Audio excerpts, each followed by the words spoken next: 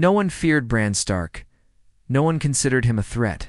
While men killed and burned for thrones, Bran was forgotten, a crippled boy in a broken world.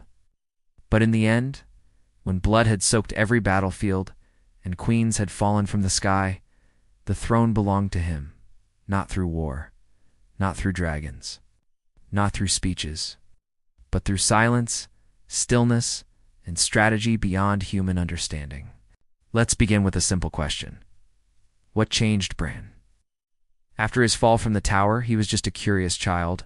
But when he became the three-eyed raven, he didn't just gain visions, he became the memory of the world. He saw every betrayal, every alliance, every war, every crown, and every death.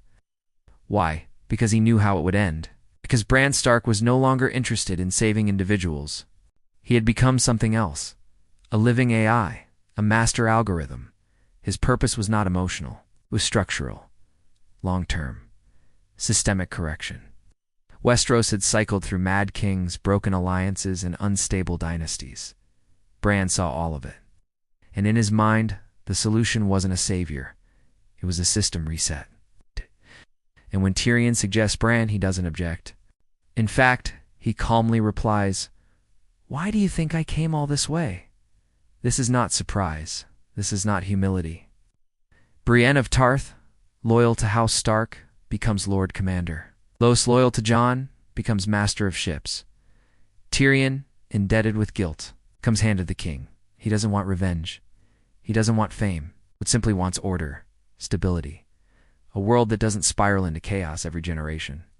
The irony is, he couldn't achieve this as Bran the boy, only as Bran the Raven, only as a creature who no longer reacts with emotion.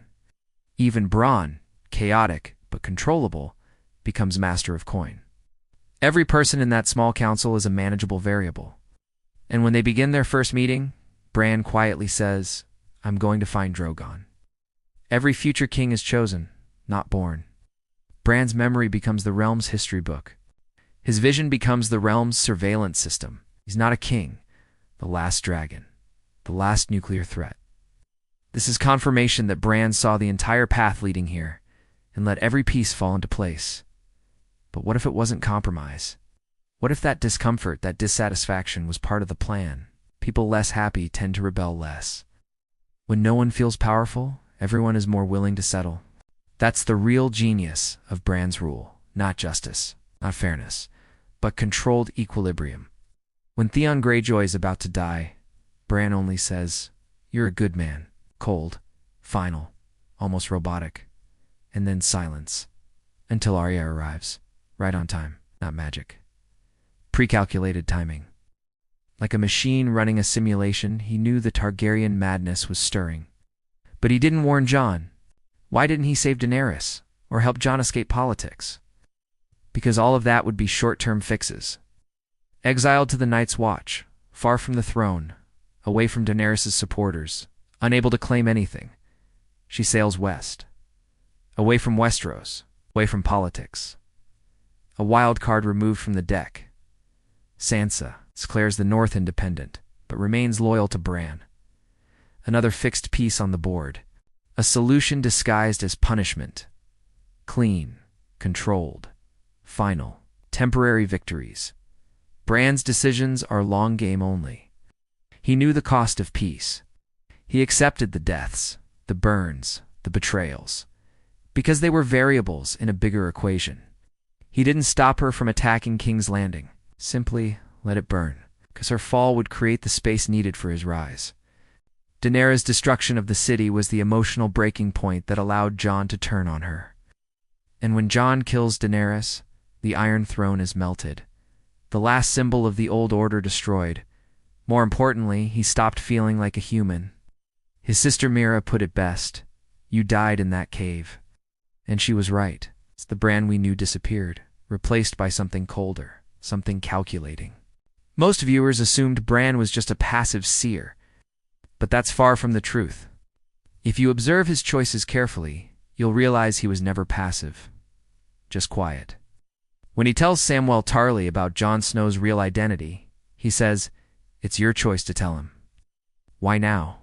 Why during Daenerys' growing instability? He cannot have children, which means no dynastic wars. He doesn't desire power, which makes others trust him.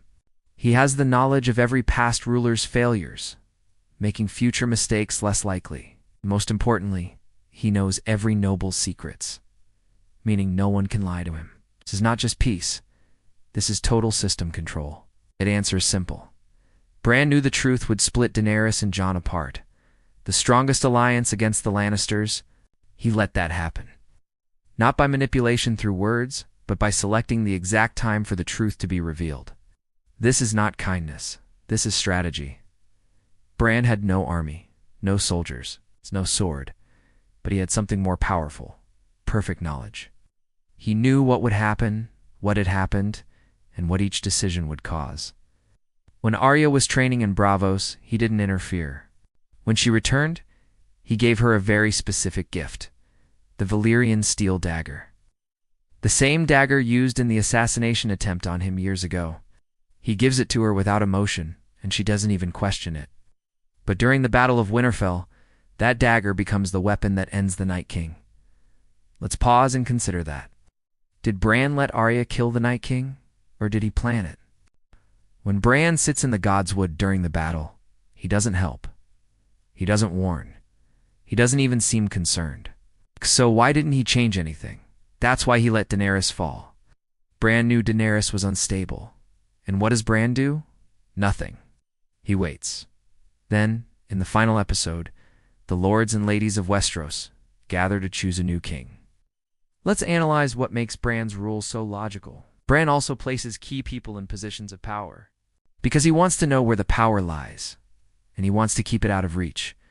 So was Bran evil? No. Evil requires desire. But Bran has no desire left. He doesn't love, he doesn't hate. You might wonder, why didn't Bran stop the war earlier? Even Jon Snow, the most honorable man in the story, is a pawn in Bran's final move. And Arya, this is not randomness. This is systematic peacekeeping. Now let's revisit Tyrion's words. No one is very happy, which means it's a good compromise. And finally, what happens next? With Bran on the throne, secrets become impossible. Lies die quickly.